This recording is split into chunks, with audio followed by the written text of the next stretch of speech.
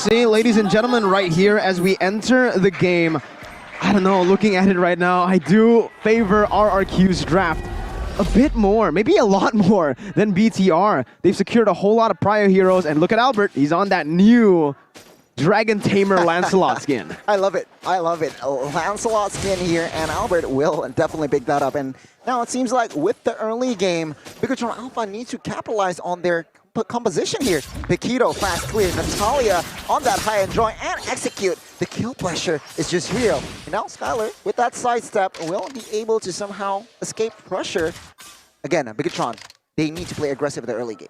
They seem to be equal in the mid lane, and on top side, the Bigetron will have an advantage. The talent prediction by Axe, though, overwhelmingly in the odds of RRQ. So Bigetron Alpha, they have the stage to try and surprise every single one of us as they are trying to aggress onto the mid lane. But Clay, he's just playing it really, really safe. Again, based on the drafts, it doesn't feel like Bigetron have much counterplay, right? The only thing they can kind of do here is to get a winning lane snowballed to death with that Natalia, but it doesn't seem like they will be able to do so. Natalia in this game, Esme can't really be bursted down here.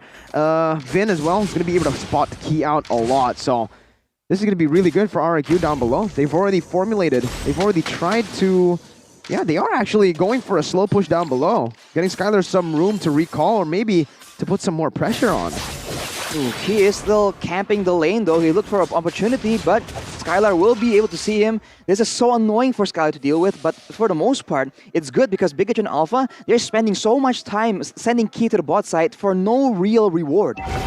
Real reward indeed here. Turtle is up. It seems like both junglers, they are in that vicinity, but no commitments just yet. Top side though, 2v1 as well as the mid side here. Atlas forced to recall. This might be an opening here for side of Bigetron Alpha to somehow find the right engage.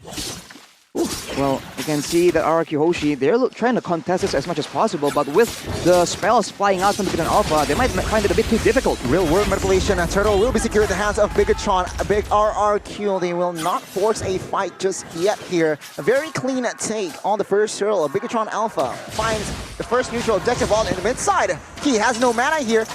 Firelings as well connects, and he will not be able to survive first blood by Samsung. Falls in the hands of Clay. RRQ with the counter re-engage claims the kill. Yeah, one objective traded for a kill, but in terms of the goal as well, wow, Skylar already rotating to the mid lane very early on, trying to just deny all those minions from Moreno, who is going to miss a few. I think 2 minions is what he's going to miss, not just one, but still, that's a little lead that RRQ can take as well in the mid lane. I like what they're doing, Arashi. In the meantime, Markyyyy went for the gold buff as well, so he will have a bit of a equalization as far as gold comes to. If you look at the items though, the emblems from both these teams, Markyyyy is going for a more aggressive of an emblem choice. And of course, Key with the high and dry, he wants to make sure that the 1v1s, the very critical 1v1s for Natalia, he will be able to get that extra bit of damage. And hopefully, if he gets strong enough to assassinate the members of RRQ Hoshi, he can exert a lot of pressure, and that will allow Bigetron Alpha to have a lot more freedom to play around for these mutual objectives. And Markyyyy's got to be very careful in the gold lane here. Up against the Beatrix, you do win as a Brody in a straight-up 1v1, but that's never going to happen. Atlas there, Vin, is always going to just try to come down below. And definitely Beatrix has more ways to kill the Brody with the help of an Atlas than a Brody in a pure 1v1 all-in. And it's looking like they are going to go for the bottom side. Again, Markyyyy doesn't have the flicker, so he's just zoned out away from that cannon minion. Wow. The gold gone, just like that. That's big, right? Bigetron, they are somehow late in rotation because the fast clear heroes of Valenciana as well as Atlas in the mid side. And take a look at Bigetron. He is quite isolated here. He might be in trouble. Sorizo staying in the offside region, perhaps too long, but no, RRQ will not commit on towards a kill. They will, though, commit on towards the turtle. Max Sorizo coming to the party as well, providing vision. Clay taking a lot of damage, forced to flicker away Alberttt and friends. They are trying to find a kill, but a Fataling connects onto Moreno here. Popped that sprint to escape, but it seems like Moreno will escape. He will actually take Clay's life here, and Moreno baits back. And now it seems like Max will not go down as Vin actually, but the neutral objective will fall to the hands of RRQ. R7 has no sprint. he will definitely get taken down as Max finds the double top side. Wow, the opposite actually happened there. BTR, they were able to take the win in the team fight, and RRQ takes the objective. But this is going to be bad for Max. His purple buff was stolen away. Albert's going to have a significant lead right after he takes that entire side of the bottom jungle. And they might actually look to try and... No, they won't go for the dive here. But I thought they were going for the dive, knowing that, again, BTR are rotating towards that top side. Well, that was a 3-for-1 trade for RRQ Hoshi though. They are able to secure the turtle, but at what cost?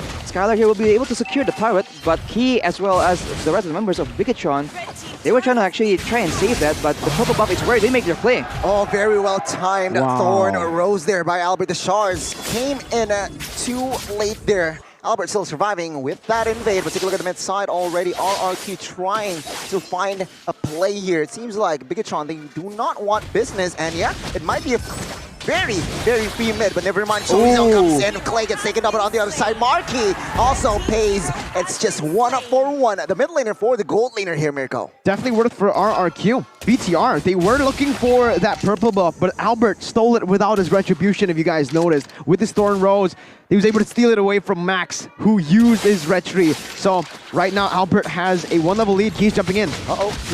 In a very awkward position, but Chorizo just knocks two members down, but the damage from Alberttt and as well as Beatrix is just too much. Max gets the killing spree, but it will be 1-for-1. A gold laner for a roamer. Bigetron Alpha responds back. Good trade so far by BTR, even though RRQ have been ahead in terms of that gold lead and ahead in terms of the rotation. Bigetron have reacted to every single play properly. Right, Bigetron have two assassins essentially, and they have members that can dive into RRQ Hoshi. So Skylar needs to be a lot more careful and maybe itemize a bit more defensively in the early game, because this is where he is the most vulnerable, and Bigetron Alpha will look to abuse that as much as possible. We've already seen traces of it in the early game, and now once it comes to these skirmishes, they're trying to do that yet again. Rotation, rotation, rotation. RRQ with that turtle securing the second neutral objective, the last one as well. But top side, Paquito, Chorizo, just freely there, taking the turret down. But take a look at the mid side. He gets the fatal lanes and he gets taken down as RRQ looks for a fight. But Chorizo jumps in from flank. He gets one. No, it will actually be Max taking the kill. 4 kills to his name already. And RRQ Hoshi, they are somehow losing in rotation. Chorizo exploiting Paquito top side very well. Chorizo is so fresh on the Paquito. He's always been able to find these crazy flanks in the game so far. From the first turtle fight to that one just there. But Chorizo might be caught now on that Paquito, very mobile. So yeah, Chorizo's doing a lot for his team right now. And you can see, based on the gold as well, he is holding both a gold and XP lead compared to R7. But if you look at the gold lane, Skylar actually has this more gold than Markyyyy. So Markyyyy is still behind, but he has the Malefic Core already completed. Skylar though goes for the Hunter Strike instead, and the steel leg plates to make sure that he does not get bursted down again and again. But of course, later on in the fight, Max 4-0 right now with a lot of damage here. The Genius one and Shadow Twin Blade already completed. He can one-shot Skylar as well. So the problems have only just begun for Skylar. And it's pretty interesting to see that Markyyyy has gone for the Heptases to the Malefic Roar instead of a BOD first item. So again, they're really, really leaning on towards that crazy burst fight, Arashi. They want the fights to be as quick as possible. They do not want to go for those prolonged fights, but it does seem like they get the turret down below. Yeah, it seems like Skylar with that BO3 with Chorizo, he is quite isolated in a very awkward position here. Pop that sprint, he escapes, but that was almost a blunder there by Chorizo. But then again, resets. Skylar has already BOD in his arsenal, so expect a lot of damage. Once again, Lord has spawned here. Key position himself in a position that can somehow give out information for side of Bigetron Alpha. That was actually not bad by Chorizo. He did burn a sprint, but with that Bloodlust Axe, he's able to sustain back up, and R7's going to get engaged on. 2v1, the Sarge will claim unstoppable for Max, but take a look at RRQ. They're not standing idly by. They are now committing onto his Lord with that. Oh! Marino steals the Lord here. No retribution needed as Alberttt will somehow find a kill, and Markyyyy claims alive on towards Alberttt. What the heck is going on? RRQ Hoshi, they're getting outplayed up, left, and center. beautiful. And Cerezo, oh my goodness! What Cerezo's been popping off in this game. My goodness. What a brilliant fight by BTR. That robot efficiency that we've been talking from the start of the season is coming back. And BTR are looking as efficient as ever, grabbing everything just like you guys can grab food with the promo code grb.to/MPL.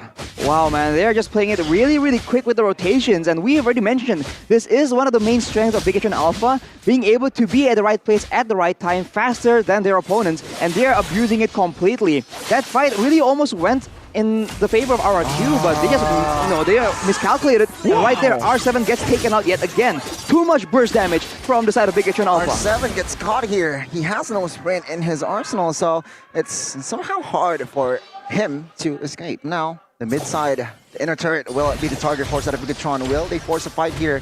No, Bigetron will play this disciplinedly, just taking the turret and immediately backs away. Incredible value with the first lore. They're able to get so much control on the map. The pressure now is on Bigetron Alpha. Well, it's on RRQ from Bigetron Alpha. With all the lanes pushed in this much, they have full control of the enemy jungle. Exactly. Now Bigetron Alpha, they can attempt to actually play the macro game yet again and just out-rotate RRQ because they have more burst damage. If they catch members mid-rotation off guard, Bigetron Alpha has the higher chance to just delete one of the members of RRQ Hoshi. And RRQ Hoshi, they don't have the same kind of threat. Wow, Skylar isn't nearly strong enough to make that kind of play happen. 3 winners truncheon, Arashi. 3 winners by Max, Moreno, and Brody. Markyyy's opted to go for the win of nature here. Again, I do know it's to cancel out the fatal links, but 3 very early on for a marksman as well. What's significant from the items as well is Holy Crystal already added in the hands of Amon. So again, the damage power, the burst power is just more than enough to delete the member from side of RRQ. Meanwhile though, I mean, from side of RRQ, they also have items, especially for Skylar Rashi. Perhaps they are still seeking to turn this game around. RRQ is definitely looking for a chance to try and make something happen. If a big fight happens, right, and everyone gets comboed, that is where RRQ Hoshi will have an advantage. The AoE coming in from Skylar, from R7, there's just a lot more possibilities. But when they keep fighting for, while taking the Lord, while everything is messy, when Bigetron can get flanks by Key, by Cerezo, this is where Bigetron is the ones excelling. Because again and again, we have seen RRQ Hoshi, despite sticking together as 5, Skylar has been consistently able to be picked off by the members of Bigetron Alpha. And that's what's scary about this composition. The composition that not just me, all of us doubted on the caster desk. Look at this composition and look at how they're building. It's full burst. RRQ just needs to sustain a little bit longer in the team fights, but they haven't been able to because Bigetron have been playing the lanes really well with Cerezo. Notice how R7 has been caught 3 times. Again, it's all on the back of Cerezo playing the lane super well to just force R7 to come into the fray every single time. You did see that Cerezo has completed the 100 strike Vince looking for and engaged off. Oh, Markyyyy, winner. Juicy target here, stunned away. But no, there you go, Markyyyy gets taken down. The winner's run comes in late. The real manipulation comes in as well. But Markyyyy gets taken down there, 1-4-0. It seems like he is next, 2-4-0. And now RRQ, they are building their pace, 3-4-0. And in the backside, he gets another, even though Albert gets the shutdown triple here. For Skylar, a wiped out here, head and shoulders for side of RRQ. One fell swoop is all they need. 18 seconds on the death timers and a Beatrix with the win of nature now. They can end. Base turret mid-side falls and enough clear minions. RRQ claims the first game. Bigetron Alpha. What the heck happened? Oh.